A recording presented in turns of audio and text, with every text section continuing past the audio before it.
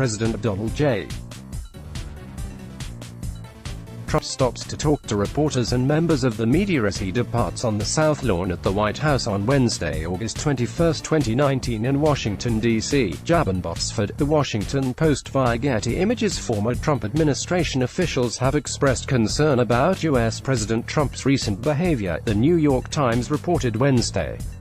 On Wednesday, U.S. President Donald Trump shared messages from a conspiracy theorist claiming that Israeli Jews regarded him as the second coming of God. On the same day, Trump insulted Danish Prime Minister Mette Frederiksen as nasty, after she rebuffed his offer to buy Greenland, describing it as absurd. Former officials who spoke to the New York Times suggested that the president's increasingly erratic behavior may be linked to private worries about the prospect of a recession in the U.S. torpedoing his chances of re-election in 2020.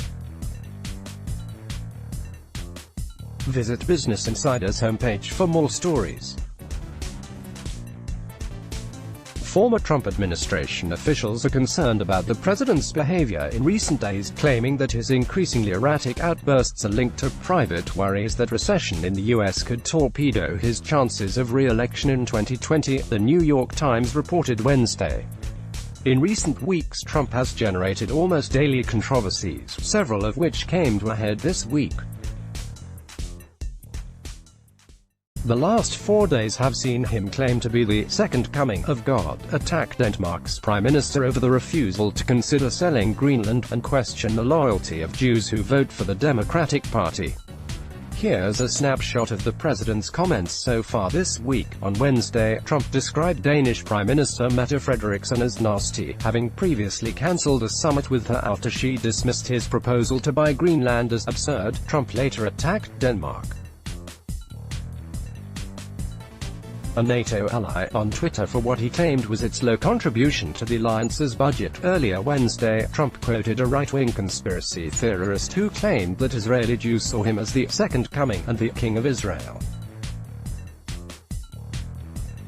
Quote, in remarks to reporters at the White House later in the day, Trump described himself as the chosen one in the trade war against China. On Tuesday, Trump had provoked accusations of anti-Semitism when he questioned the loyalty of Jews who voted for the Democrats. He doubled down on the view in remarks to reporters Wednesday. These outbursts, the unnamed officials who spoke to the Times said, are likely linked to fears from Trump that the U.S. economy is weakening, and may slip into recession in 2020, which could in turn damage his chances of re-election. Read more. Trump appeared to misunderstand the definition of a recession while arguing that the U.S. having one is a price worth paying. The White House did not immediately respond to a request for comment on the report, according to several reports in recent days. Economic data that indicates that a recession may be looming has rattled Trump, who has based his case for re-election on the strong performance of the U.S. economy during his presidency. On Tuesday, Trump told reporters that the U.S. economy was strong and recession is not on the horizon, but he has privately expressed worries about the threat of a recession, according to The Washington Post. U.S. President Donald Trump, and China's President Xi Jinping leave a business leaders event at the Great Hall of the People in Beijing on November 9, 2017. Nicholas AFP, Getty Images. Despite publicly saying that a recession is not looming, Trump claimed on Tuesday that an economic downturn would be a price worth paying for winning his trade war with China.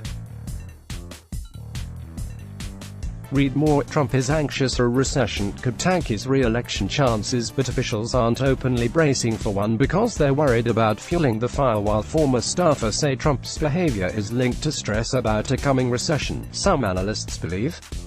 The president has in recent days been acting in accordance with his long-established playbook of fostering conflict with institutions he has portrayed as controlled by elites exploiting the American people, such as the Democratic Party or NATO. Let's block ads. Why?